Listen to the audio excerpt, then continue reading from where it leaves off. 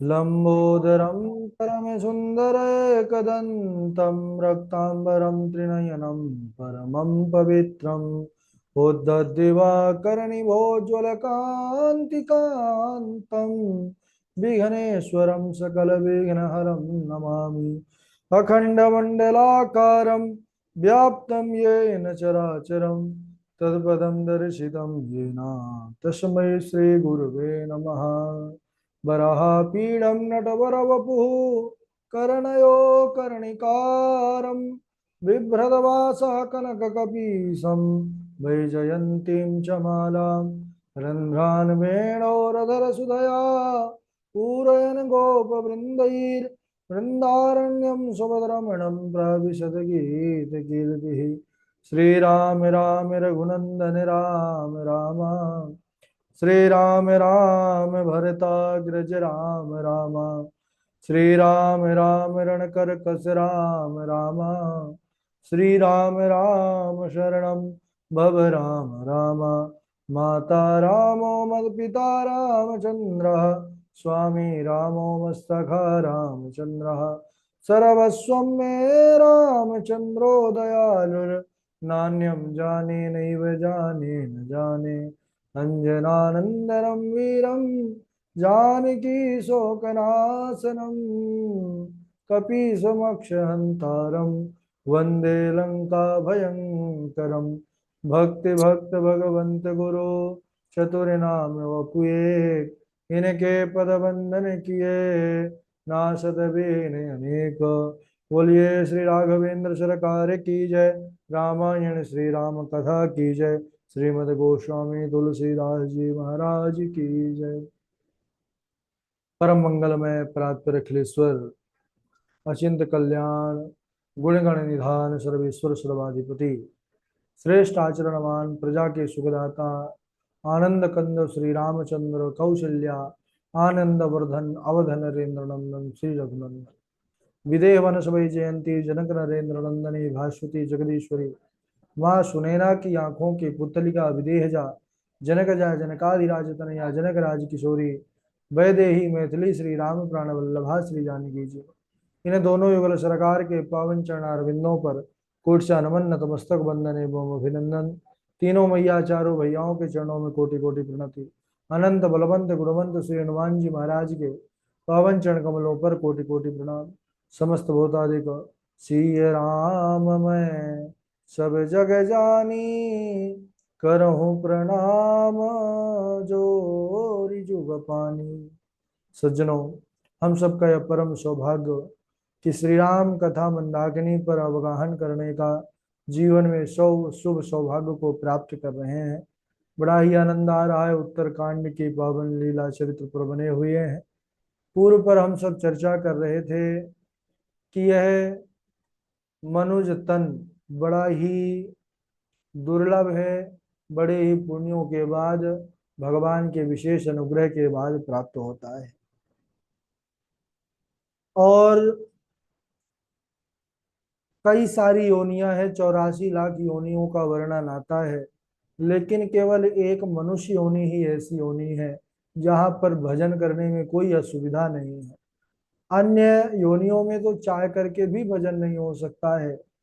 इसलिए जो इस मनुष्य शरीर को पा करके भी केवल संसार का ही हो जाए, संसार के रचैया संसार के खेवैया जो प्रभु है परमात्मा है उनको भूला रहे, तो इससे बढ़ करके उसका दुर्भाग्य क्या होगा। इधर कहते हैं कि एक बार वशिष्ठ जी महाराज जो रघुकुल के पुरोहित हैं, गुरु हैं, वह राम जी के पास आए तो राम जी आदर के साथ उनको प्रणाम करते हैं।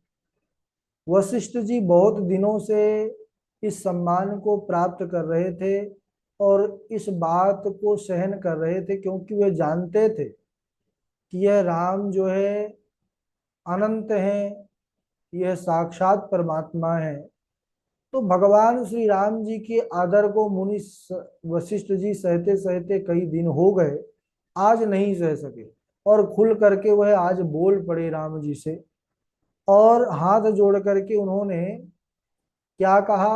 आज जो सदैव राम ही कह करके संबोधन कहते थे, आज वह राम न कह करके कृपा सिंधु, कृपा सिंधु कहने का भाव यह है, मानो वशिष्ठ जी निवेदन करना चाहते हैं, प्रभु सब पर तो आपने कृपा कर दिया, लेकिन मुझ पर कब कृपा करेंगे। आपने अपने स्वरूप का वर्णन करके पुरजनों का, अयोध्यावासियों का, सबका कल्याण किया। आपने उनको बतलाया कि भगति मोरी पुराण श्रुति गाई, मेरी ही भक्ति जो है सब जगह वर्णन है, परंतु मेरे साथ वैसा अपनापन का व्यवहार आपका नहीं दिखता। आप तो मुझे ही बड़ाई देते हैं। अब इस आदर से काम नहीं चलेगा। जब देखो आप विनती करते रहते हैं, मुझे तो कभी विनती का अवसर भी नहीं देते। आज मैं विनती करूंगा और आपको सुनना पड़ेगा। और वशिष्ठ जी ने बड़े प्रेम के साथ राम जी के चरणों में निवेदन किया है कि राम सुनहु मुनि कह कर जोरी, कृपा सिंधु बिनती कछु मोरी, देखी देखी आचरण तुम्हारा, होत मोह मम हृदय विचारा, महिमा अमित वेद नहीं जाना, मैं के ही भांति कहूँ भगवाना। इस प्रकार वशिष्ठ जी कह रहे हैं, राम सुनहु मुनि कह कर जोरी। जो सदैव राम जिन गुरु के चरणों में कर जोड़े खड़े रहते थे, आज वह गुरु जी स्वयं जानते हैं कि यह करुणा के सागर प्रभु हैं। उन्होंने कहा, कृपा सिंधु बिनती कछु मोरी, देखी देखी आचरण तुम्हारा, होत मोह मम हृदय विचारा अपारा। यानी मेरे मन में बहुत ज्यादा मोह उत्पन्न होता है, यद्यपि मैं जानता हूं कि आप पर ब्रह्म हैं, फिर भी आप ऐसी मानवीय नरलीला करते हैं, ऐसे जैसे एक शिष्य अपने गुरु के प्रति श्रद्धा रखता है, आप परमात्मा होते हुए भी गुरु रूप में मेरा ऐसा आतिथ्य, ऐसा मेरी सेवा, मेरे चरण पर पाद प्रक्षालन करते हैं, मुझे प्रणाम करते हैं, सदैव मेरी आज्ञा का पालन करते हैं, जिससे मेरे मन में भी कभी कभी जो है मोह हो जाता है। मैं भी सोचने लग जाता हूँ कि यह परमात्मा ही है या नहीं। हे भगवान, आपकी माया बड़ी कठिन है, और यह जो मेरे अंदर मोह हो जाता है, मोह से कभी कल्याण नहीं हो सकता। जिसे वेद भी नहीं जानता, ऐसी अपार महिमा आपकी है, मैं उसे कैसे जान सकता हूँ। हे भगवान, मैं आपसे कहूं, मैं तो पुरोहित कर्म को भी नहीं स्वीकार कर रहा था, लेकिन उस समय ब्रह्मा जी ने मुझे कहा था कि बेटा, तुम इस कर्म को स्वीकार कर लो, क्योंकि आगे चल करके स्वयं प्रभु परमात्मा का तुमको लाभ प्राप्त होगा। परमात्मा नर रूप लीला करके तुम्हारे जो है शिष्य बनेंगे, तब उनकी प्राप्ति तुम्हें यजमान रूप में होगी। भगवान की प्राप्ति चाहे जिस कर्म से हो सज्जनों, उसके बराबर धर्म और कोई नहीं हो सकता। उससे बढ़कर के धर्म क्या होगा, जिससे प्रभु मिल जाए, परमात्मा मिल जाए। क्योंकि जप तप नियम व्रत स्वाध्याय यज्ञ यम नियम जो भी है, दया दान धर्म, सब कुछ केवल परमात्मा की प्राप्ति के लिए ही जो है मार्ग प्रशस्त करता है। और आपके चरणारविंदों पर प्रेम बना रहे, सबका यही सार है, सब साधनों का सुंदर फल है। हे नाथ श्री राम जी, मैं तो आपके चरणों में बस एक ही विनती करता हूँ, कृपया मुझे एक ही वर दीजिए आप, कि आपके चरण कमलों में प्रेम निरंतर जन्म जन्मांतरों में कभी घटे नहीं। यहाँ पर ये नहीं मांगे कि मुझे मिल जाए, क्यों, इससे ये स्पष्ट हो रहा है, बाबा जी स्पष्ट कह रहे हैं कि जो राम जैसे दिव्य जो है प्रभु का जो गुरु होने का सौभाग्य प्राप्त करे, अरे प्रभु की भक्ति क्या उसको नहीं होगी। यानी जो मांग है प्रभु के चरण कमलों की भक्ति है, तो है ही वशिष्ठ जी के पास। इसीलिए वह वरदान में कहते हैं कि प्रभु बस यही वरदान दीजिए कि आपकी भक्ति दिनों दिन बढ़ती जाए, कभी कम ना हो। अब वशिष्ठ जी महाराज के वचन सुनकर प्रभु श्री राघव प्रसन्न हो गए। इधर महादेव भी भवानी से यह पावन कथा वृत्तांत को सुना रहे हैं और यही कहते हैं कि गिरिजा सुनहु विशद यह कथा, मैं सब कही मोरी मति जथा।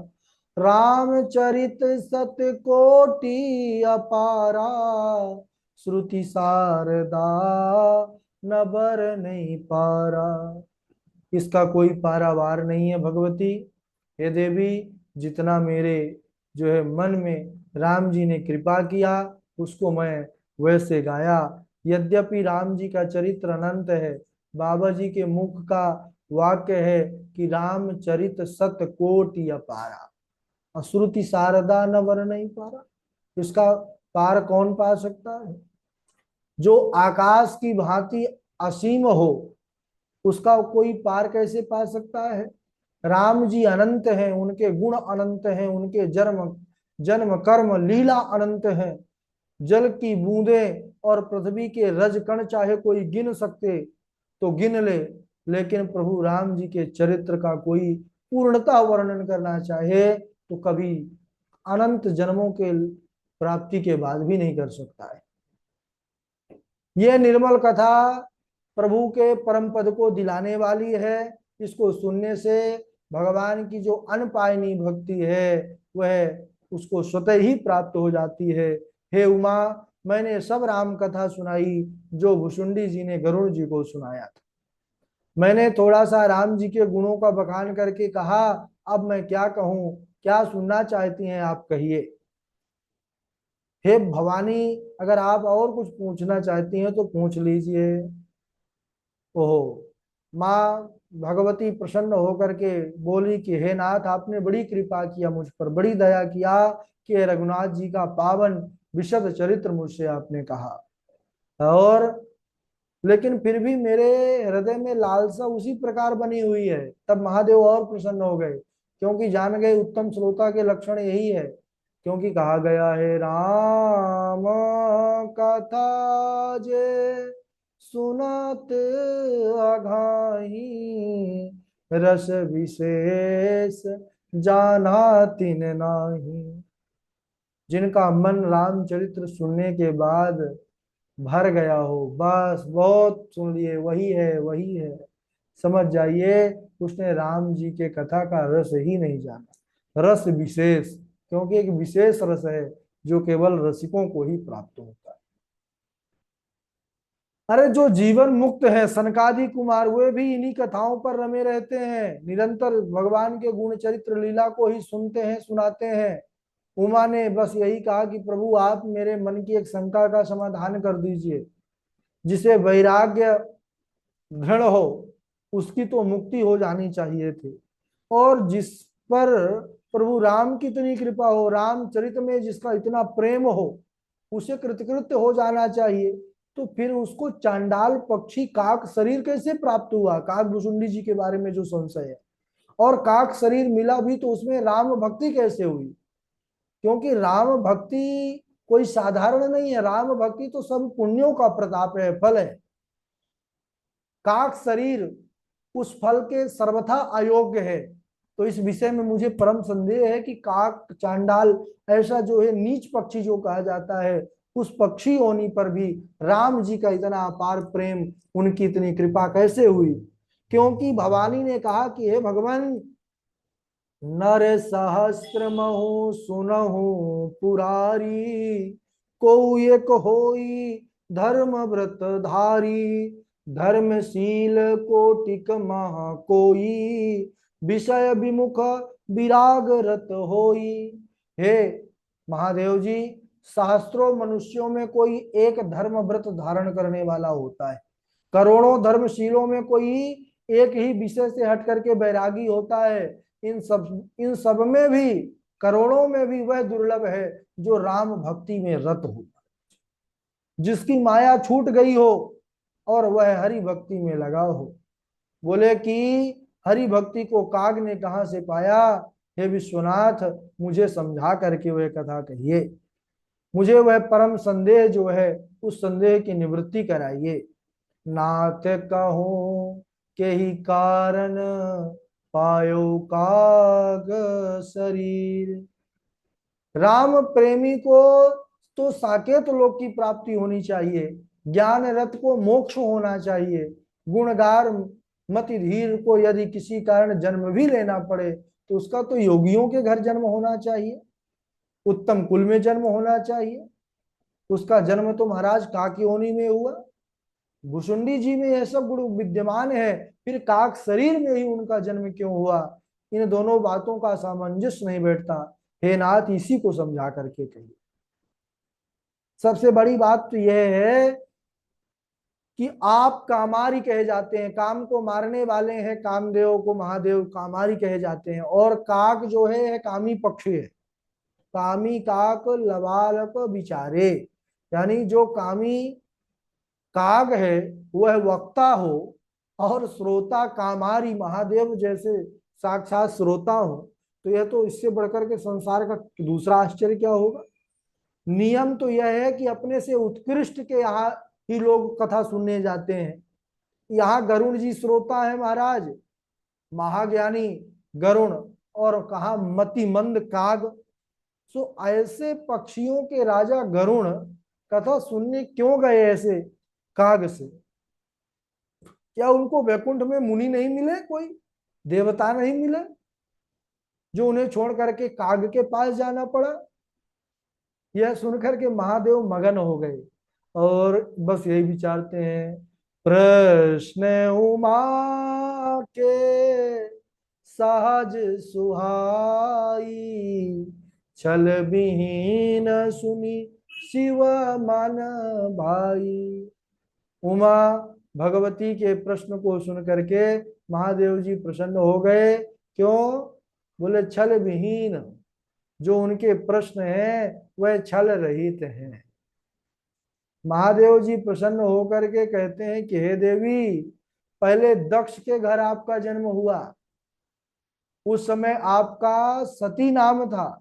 दक्ष के यज्ञ में आपने जब अपमान को देखा सो आप क्रोध के कारण वहां अपने शरीर को त्याग दिया। मेरे गणों ने दक्ष का यज्ञ विध्वंस किया, तुमको यह सब बात पहले ही मालूम है।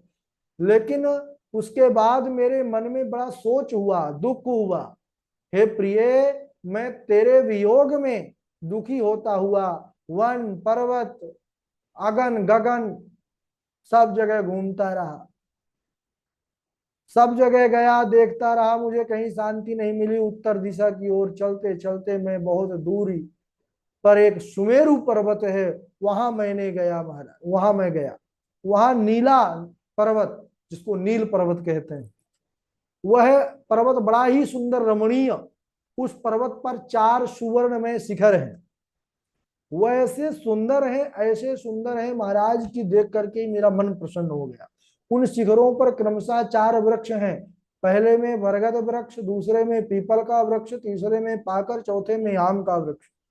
सभी पर सुंदर सुंदर सरोवर है महाराज, मणियों के सीढ़ियां हैं, सुंदर तरह तरह के पुष्प महाराज, कमल खिले हुए हैं, सुंदर भंवरे गण गुंजार करते हैं, पक्षी गण कलरव करते हैं। ऐसा दिव्य वातावरण है कि कहना ही क्या।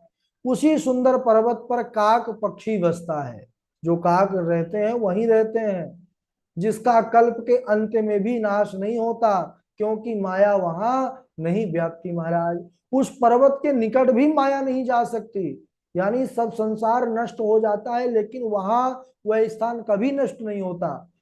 तब भुसुंडी जी के पास जाना तो दूर ही रहा, काल भी महाराज वहां सोचता भी नहीं है, विचार भी नहीं करता पहुंचने का, क्योंकि काल भी माया कृत है। माया से ही तो संसार बना है, माया का वहां प्रवेश ही नहीं है। माया के किए हुए गुण दोष सारे संसार में व्याप रहे हैं, पर उस नील पर्वत पर कभी नहीं व्याप्त। अब जिस प्रकार वहां पर वह भजन करते हैं वह सुनो हे उमा, वह सब प्रेम सहित अब सुनो। पीपल वृक्ष के नीचे वह काग ध्यान करता है। सतयुग में, त्रेता में, सतयुग में ध्यान की विधि, त्रेता में यज्ञ। तो यज्ञ का अधिकार नहीं है, चांडाल पक्षी काग योनि है, तो अवसर पाकर के वृक्ष के नीचे आकर के जब यज्ञ करता है वो मानसिक। द्वापर में पूजा का विधान है, तो पूजा में भी काग का अधिकार नहीं है, तो आम के वृक्ष के नीचे आकर के मानसी पूजा करता है वो। तब कछु काल मराल तनु धरिता कीन निवास। भोले बाबा कहते हैं, देवी मैंने भी हंस रूप धारण करके कई काल तक, कुछ समय तक मैं भी वहां पर निवास किया। और रघुनाथ जी के सुंदर गुणों को आदर सहित सुन करके कागभूषुंडी जी से फिर मैं कैलाश को लौट आया। हे पार्वती, वह सब इतिहास कहा कि मैं जिस प्रकार उस पक्षी के पास गया और मुझे भी उस समय परम शांति मिली, जब तुम्हारे विरह में मैं जो है बहुत दुखी था।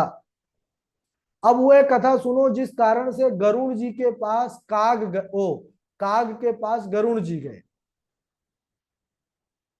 राम जी जब नर लीला किए और जब राम जी नाग पास में बंध गए अपने माया से ही, और नाग पास को काटा गरुण ने, तो गरुण महामोह में डूब गए।